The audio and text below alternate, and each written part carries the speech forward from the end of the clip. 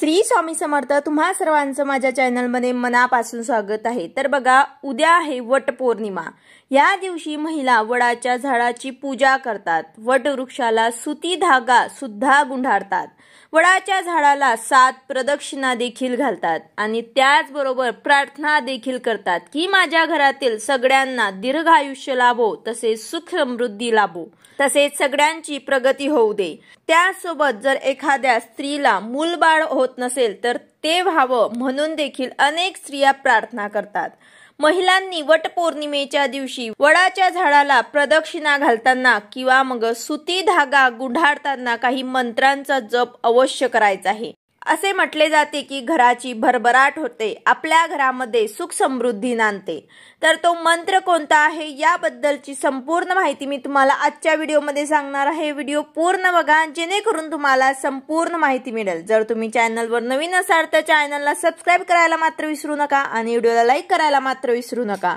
वटपौर्णिमेला स्त्रिया वडाच्या झाडाला प्रदक्षिणा मारत सूत गुंडाळतात।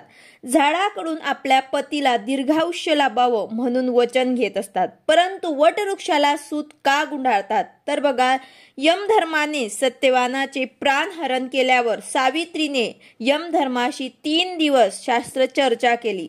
त्यावर प्रसन्न होऊन यमधर्माने सत्यवानाला पुन्हा जिवंत केले। शास्त्रचर्चा वटवृक्षाखाली झाली म्हणून वटवृक्षाची सावित्रीचे नाव जोडले गेले। या दिवशी प्रकट स्वरूपात शिवतत्व स्वरूपी शक्ती ब्रह्मांडात वास करत असते। शक्तिरूपी जाणीवेतून शिवरूपी धारणेशी एक रूप होण्याचा भावातून हे व्रत केले असतात। पुराण कथेप्रमाणेच भगवान शंकराचे लक्ष संसारात नाही म्हणून रागवलेल्या पार्वतीने त्याला तू वृक्ष होशील असा शाप दिला आणि तो वटवृक्ष झाला। महाप्रलय झाल्यावर सगळे चराचर नष्ट झाले, तेव्हा देखील फक्त वटवृक्ष पृथ्वीवर घट्ट पाय रोखून उभा राहिला। त्यांच्या प्रत्येक फांदी, पारंबी व पानातून सुद्धा नवीन वटवृक्ष जन्म घेतो, म्हणून त्याला अक्षय वट म्हटले गेले आहे। त्यांच्या ह्या कालातील अस्तित्वामुळे स्त्रिया त्याला अखंड सौभाग्याचे साकडे घालतात। त्यानंतर आपण जाणून घेऊया की वटवृक्षाला सूत गुंडाळायचे महत्त्व काय आहे। तर बघा, वटवृक्षाच्या खोडांच्या उभ्या छेदावर असणाऱ्या सुप्त लहरी शिवतत्व आकृष्ट करून वायुमंडलात प्रक्षेपित करतात। ज्यावेळी वटवृक्षाच्या खोडाला सुती धाग्याने गुंडाळले जाते त्यावेळी जीवाच्या भावाप्रमाणेच खोडातील शिवतत्वाशी संबंधित लहरी कार्यरत होऊन आकार धारण करतात।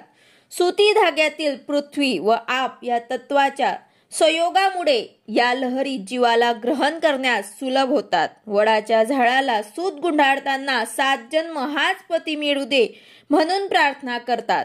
वडाच्या झाडाला धागा गुंडाळत असताना आपल्याला या मंत्राचा जप करायचा आहे। तो मंत्र अशा प्रकारे आहे। वटमूले स्थितो ब्रह्मा, वटमध्ये जनार्दन, वटाग्रे तू शिवो देव, सावित्री वट संस्कृतात। या मंत्राचा जप करावा, त्यामुळे इच्छित फल प्राप्ती होते। त्यानंतर वडाच्या पूजनामध्ये फळं अर्पण करतात। या मागचे कारण आहे की फळं ही मधुर रसाची असल्याने फळांच्या समुच्चयाकडे आकृष्ट व प्रक्षेपित होणाऱ्या देवतांच्या लहरी कमी कालावधीतच जीवांच्या देहातील कोशांपर्यंत झिरपतात।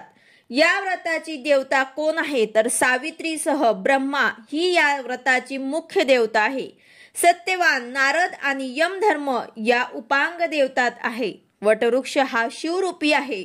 शिवरूपी वटवृक्षाची पूजा करणे म्हणजेच वटवृक्षाच्या माध्यमातून शिवरूपी पतीलाच एक प्रकारे स्मरून त्यांचे आयुष्य वाढून त्यांची आयुष्यातील प्रत्येक कर्माला साथ मिळावी यासाठी ईश्वराची पूजा करणे।